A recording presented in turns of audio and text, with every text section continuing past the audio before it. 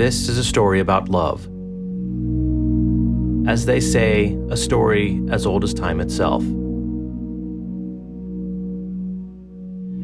I love you, Nora. Do you love me? Mom, how can you tell when you're really in love?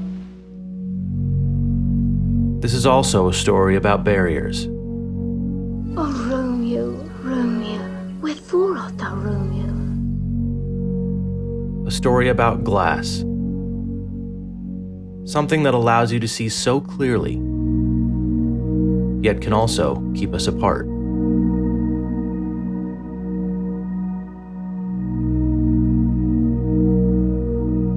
This is a story about humble beginnings and how they can lead to big things. This is just one story from St. Agnes Parish, tucked away in the colorful hills of Brown County, as seen through the eyes of someone who knows her best. Someone who, after a lifetime of forbidden romance, selfless service, and unwavering faith, still appreciates the importance of getting comfortable.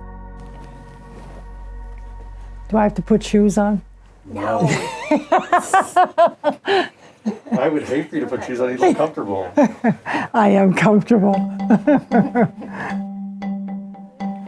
See, you got me talking. I haven't had anybody to talk to for months. You know that, don't you? At 88 years young, this is Dee Suding. And I haven't, I have my own faults. There's been, I can be very judgmental, and I think that's why the Lord is making me live so long, because I haven't got it right yet. The good Lord might say, "You're not ready yet, Dee. You got a long way to go." But,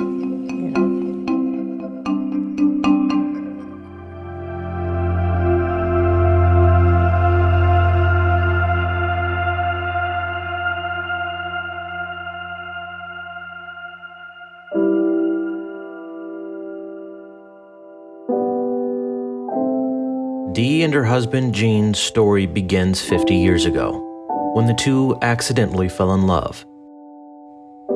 The problem? Gene was ordained, and Dee was a nun. when we got married, it was a hard time. There wasn't a lot of acceptance. And we were very, very fortunate in the priests that we have dealt with since we got married, because they have accepted us as we are, and let us be involved, and that's been important to both of us. I was not an unhappy nun. I loved my community, and it was a very difficult decision to leave. And when Gene and I, first discovered each other, it was not easy, and we did a lot of praying. God had different plans for Dee and Gene, but a lifetime commitment to the Catholic Church was still a part of their story. So that was in '74. We moved here. The kids started school, and it drew us to St. Agnes.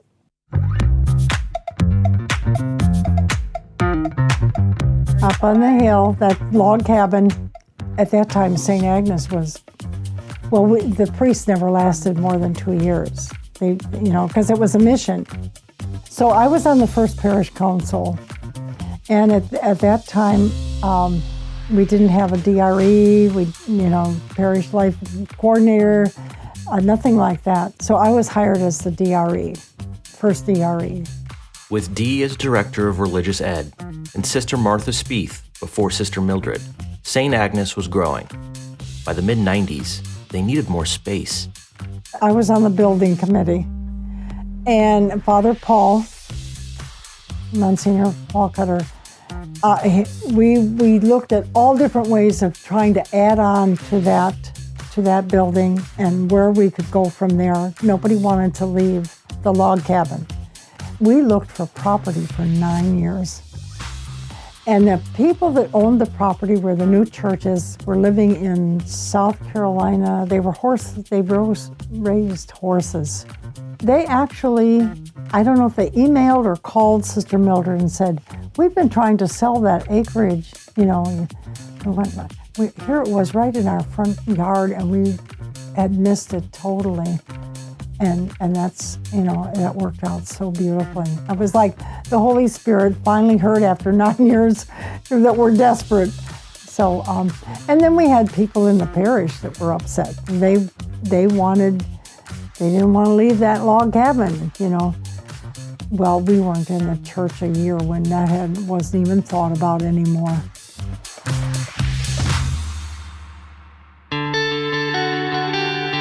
Through all the roles Dee and her husband played with St. Agnes throughout the past 50 years, there's one that stands out amongst the rest.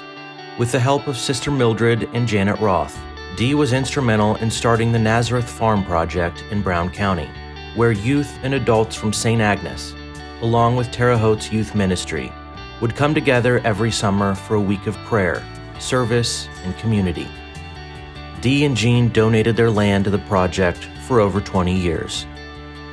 Kids came every summer for a week, well, not quite a week, but about 5 days. They camped on our property. Jean built an outhouse. We fixed it so that they could have a shower from the pond water, you know.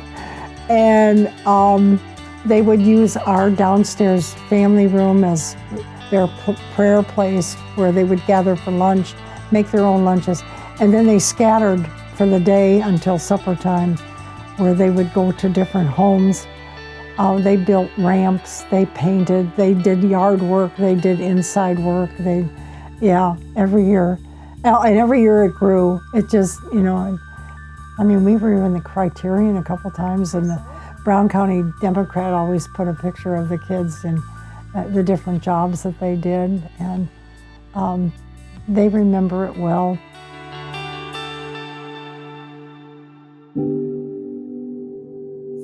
And this was the old St. Rose. Okay. In town, and this was the view that he saw from his college window. That's cool.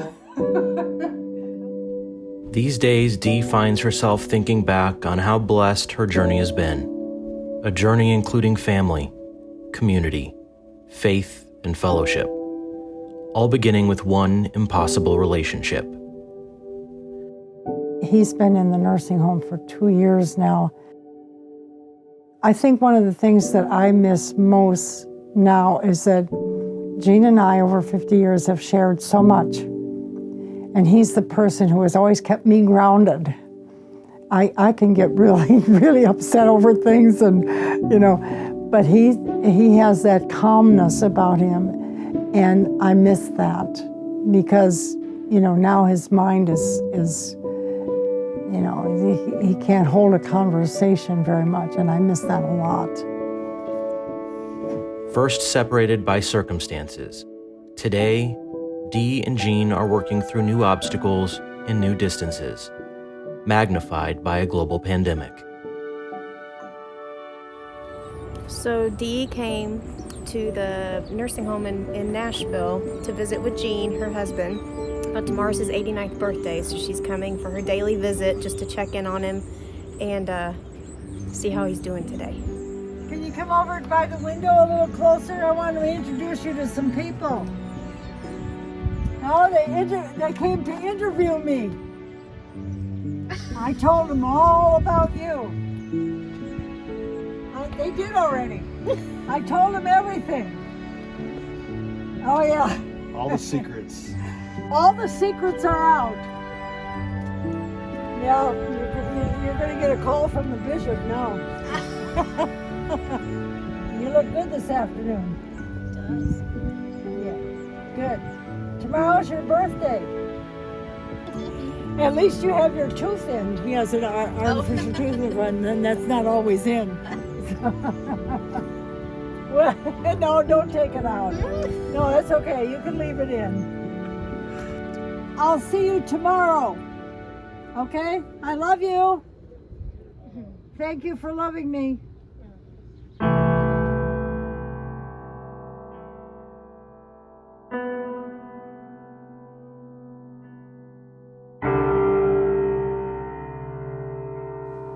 as you grow older, you can talk yourself in when you're younger about change. But when it comes time, it's much more difficult that you have to face it. You know, like right now, I miss a lot of the things that I did at church. You know, and there was a time when I thought, they can't do this without me. And then you suddenly realize, yeah, it's all going just fine. St. Agnes is a very loving parish. Huggers everywhere, you know. Sometimes visitors are a little bit taken aback, you know. And so I'm hoping that it returns to that, but with new blood, with new, you know, I can see that we have new people, new families. It's changing, but that's okay. That's what it's supposed to be. Yeah, that's how it's supposed to be. That's right. That's right. Glass protects us. Glass divides us. But Romans chapter 5 reminds us that we rejoice in our sufferings, knowing that suffering produces endurance, and endurance produces character, and character produces hope. The story of Dee and Jean Suding is full of hope, full of character, and offers us the everlasting comfort that another Roman gave us, the poet Virgil, that love truly does conquer all.